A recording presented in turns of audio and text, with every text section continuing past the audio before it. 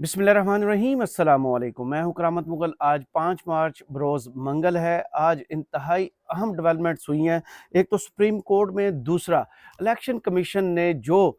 तकरीबन 1 माह से जो जाल बिछाया हुआ था फॉर्म 45 पर कि वो कोई राज बाहर ना निकले, उसको छुपा के रखा हुआ था, बिल आखिर वो राज खुद बहुत बाहर आ गया है और धांधली का निज़ाम पूरे का पूरा नंगा हो चुका है। कैसे आज सुप्रीम कोर्ट में पीबी ज़ियारत के केस में जो कहा था चीफ जस्टिस साहब ने, उस पर अमल किया इलेक्शन कमीशन ने और पीटीआई का केस मजबूत कर दिया। इस हवाले से इस वीडियो में बात करेंगे। सबसे पहले आपको बताएं कि आज सुप्रीम कोर्ट में पीबी 47 ज़ियारत का एक केस था कि वहाँ पर धांधली हुई है और दोबारा पोलिंग करवाई जाए। इस केस की समाअत जो है 3 रुकनी बेंच कर रहा था, जिसमें चीफ जस्टिस साहब और अली मोहम्मद मज़हर साहब जो है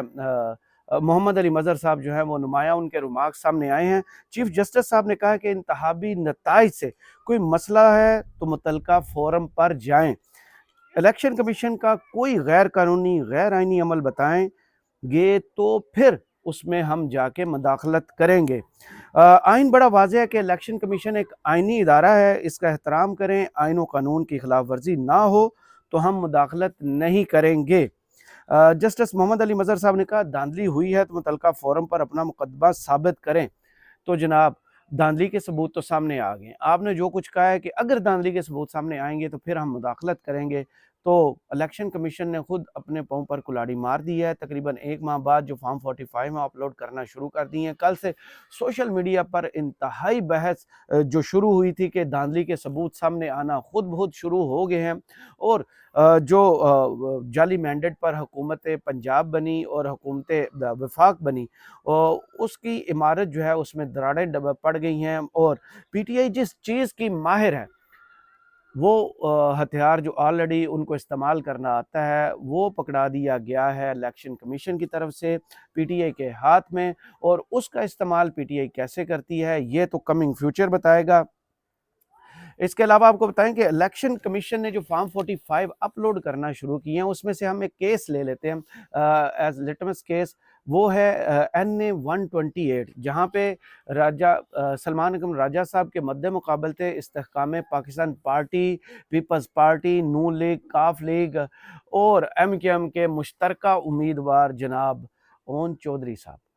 ओन चौधरी साहब ने दावा किया था कि वो इस हल्के से जीत गए हैं, जबकि तकरीबन 1.25 लाख के लीड से सलमान अकरम राजा साहब जो थे वो आगे जा रहे थे और बहुत पीछे थे ओन मोहम्मद चौधरी साहब, जिनको नून लीग की सपोर्ट थी, पीपल्स पार्टी की सपोर्ट थी, काफ लीग की सपोर्ट थी, अपना इस्तेहकाम पाकिस्तान पार्टी थी और न जाने किस किस सपोर्ट हासिल थी। उसका बांडा जो है ना, वो एक फार्म से जो है ना वो फूट गया।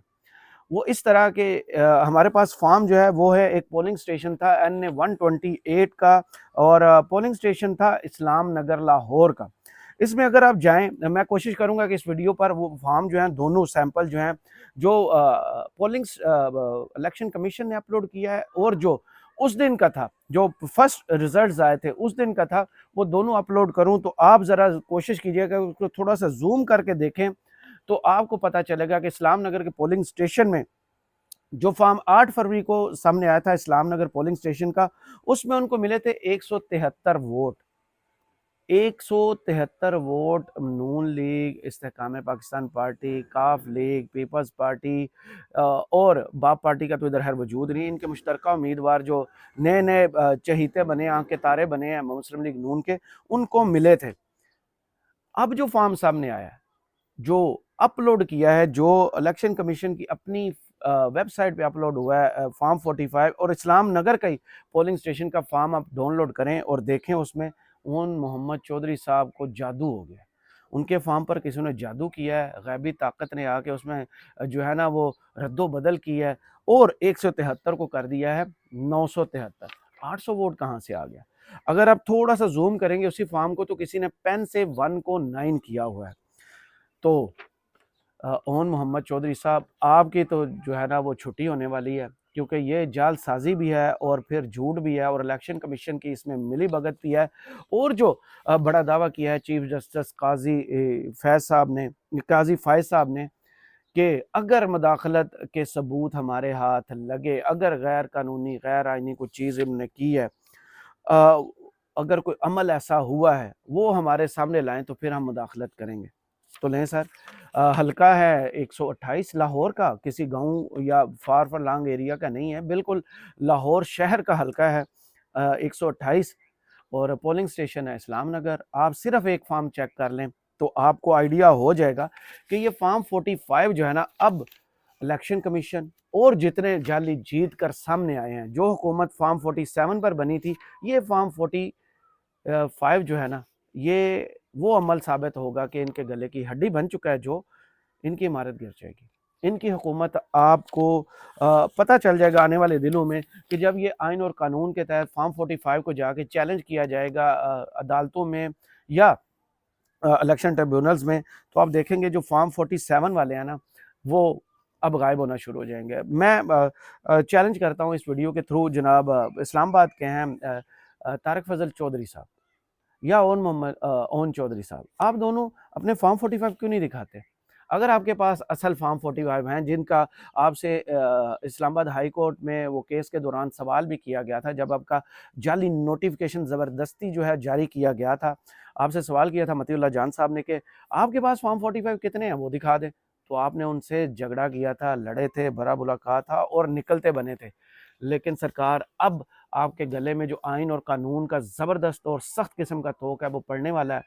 क्योंकि आपसे फॉर्म 45 मांगा जा रहा है और आपके पास जो इलेक्शन कमीशन फॉर्म 45 अपलोड कर रहा है, उसमें जो 1 महीना लगा है इतनी मेहनत करने में कि जालसाजी, रद्दो-बदल, 1 को 9 कर दें और 9 को पता नहीं 19 कर दें, वो अब भांडा फूटने वाला है। पीटीआई जो है वो, मैं शुरू में वीडियो के कह चुका हूँ, जिस चीज़ की एक्सपर्ट है ना, वो है धांधली पकड़ने की, वोट पर पहरा देने की। असद कैसर साहब ने भी आज जो कौमी असम्बली में एक करारदार मूव की थी, वो थी इमरान खान साहब और सियासी कैदियों की रिहाई के बारे में। उसमें भी उन्होंने बरमला कहा है कि 3 करोड़ वोट जो है वो गायब जो आपने किया है, आप फॉर्म 40 ले आएँ, फॉर्म 45 ले आ जाएँ और उन 3 करोड़ वोटर को इज़्ज़त दें। तो जनाब यहाँ भी मामला यही है कि 3 करोड़ वोटर नहीं, तकरीबन पाकिस्तान के हर वोटर की इज़्ज़त का सवाल है कि अगर आपको किसी ने वोट दिया है, तो आप छलांगे लगाएँ, शामियाने बजाएँ, बाजे बजाएँ, ढोल बजाएँ और जश्न मनाएँ। लेकिन ये क्या? आप तो जीते हुए ही नहीं हैं और जो जीत आपके गले में डाली गई है वो भी अब आपसे छीनने वाली है, छिन जाएगी वो, क्योंकि फॉर्म 45 सामने आना शुरू हो गए हैं। और जो कहते हैं ना कि नकल के लिए अक्ल की ज़रूरत होती है, तो पहले तो कहा जाता था कि आप पढ़े लिखे नहीं हैं, बातें करते हैं, लेकिन अब लगता है कि जो आपको पढ़ाने वाले हैं ना, उनको भी पढ़ने की ज़रूरत है, वो भी कहीं से तालीम हासिल करें और कोशिश करें कि आपको नकल के साथ अक्ल भी दें। हमें तो नहीं कहते कि हम आइन और कानून जो है उसमें 140वें नंबर पर आते हैं। मेरी तो बहस अक्सर दोस्तों से यही होती है जो सुप्रीम कोर्ट कवर करते हैं या पार्लियामेंट कवर करते हैं, कि शुक्र करें हम अभी भी 140th नंबर में शुमार होते हैं फ़हरिस्त में। जो हमारे अदलिया का हाल है, जिस पर पूरी दुनिया जो है वो उँगलियाँ उठा चुकी है धांधली वाले मामले के बाद, रिग्ड इलेक्शन के बाद, जो अमेरिका ने, जो बरतानिया ने इस पर स्टेटमेंट्स जारी किए हैं, उस हवाले से तो हमें लिस्ट में होना ही नहीं चाहिए। और जो जहाँ पर अदलिया का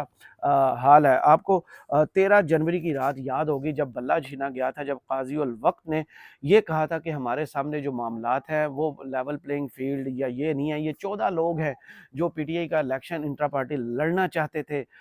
इनका हक़ जो है वो छीना गया है, तो हम बल्ला छीनते हैं। मोहतरमुल मकाम काज़ी साहब, 3 करोड़ वोटर है और पीटीआई ने तकरीबन 900 कैंडिडेट जो है ना खड़ा किया था। उनमें ना तो अकबर एस बाबर साहब ने, ना रोती हुई नूरीन ने, और उसके अलावा जो 13 दूसरे लोग थे जिनके नाम भी अब शायद किसी को याद हों, उन्होंने इलेक्शन नहीं लड़ा। बल्ले के निशान पर क्या, किसी निशान पर भी इलेक्शन नहीं लड़ा। तो जो आपने ग्राउंड उस दिन फराहम की थी, जिसकी वजह से अगले सारे मसाइल जो हैं पैदा हुए, उम्मीदवारों को जो उठाया गया, तायीद कुरिंदा, तजवीज़ कुरिंदा और जो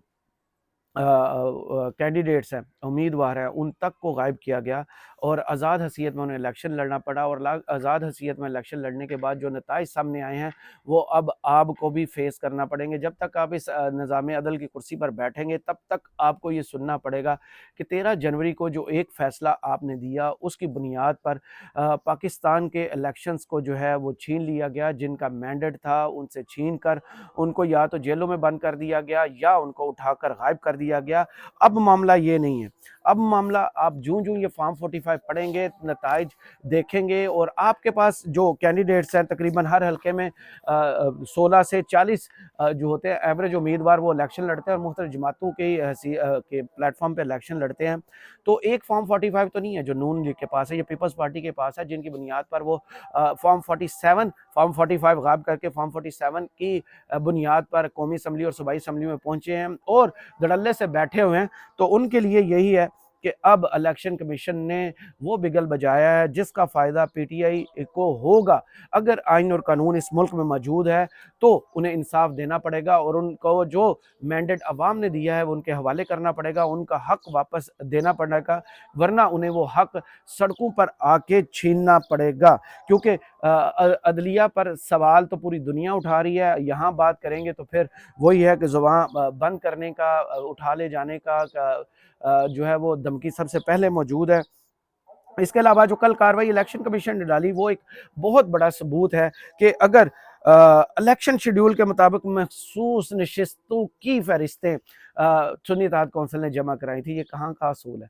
पहले आपने बल्ले का केस जाके छीनना, आपने कौन सा इलेक्शन बल्ले पर लड़ना था, इलेक्शन कमीशन वहाँ पार्टी बढ़ी, अपनी गैर जानबदारी वहाँ ख़त्म की, फिर बल्ला छीना गया और आपने वो नून लीग और पीडीएम के लिए ग्राउंड फ्राहम की, जिसकी वजह से आज पीडीएम की हुकूमत बनी है और आप अपनी कुर्सियों पर बैठे हुए हैं। इस मखसूस नशिस्तों के फैसले को जो बंदर बांट जो है पहले सीटों पर की गई और उसके बाद जो है मखसूस नशिस्तों पर अब डाका डाल के तमाम सियासी जमातों में वो बंदर बांट होगी, उनको तकसीम की जाएंगी सीटें ताकि सदर का इंतखाब जीता जाए और उसके बाद जो सेनेट के इलेक्शंस होने वाले हैं उन पर डाका डाला जाए पीटीआई के हक पर। तो इस केस को जो है वो पीटीआई ने चैलेंज किया है पेशावर हाई कोर्ट में। पेशावर हाई कोर्ट माजी में भी इंसाफ तो देती रही है पीटीआई को, लेकिन उसको जो छीनने के लिए वो सुप्रीम कोर्ट बैठी थी, बल्ले का निशान भी मिला था वापस, लेकिन वो छीन लिया गया था सुप्रीम कोर्ट की जानिब से। और अब भी यही तवक्को है कि मखसूस नशिस्तें जो हैं उस केस को जो पेशावर हाई कोर्ट में चैलेंज किया है, जिस पर ख़वातीन जो मखसूस नशिस्तों के फहरिस्त में जिनका नाम शामिल था, उन्होंने जाके उस हाई कोर्ट के अहाते में आज एहतजाज भी किया है कि उनकी बात को ना सिर्फ पेशावर हाई कोर्ट सुनेगी बल्कि सुप्रीम कोर्ट में अगर ये केस आता है तो सुप्रीम कोर्ट ने जो कहा था कि अगर कोई इलेक्शन कमीशन ने गैर कानूनी गैर आईनी काम किया तो उसमें हम मुदाखलत करें। तो मिलॉर्ड फॉर्म 45 हल्का 128 पोलिंग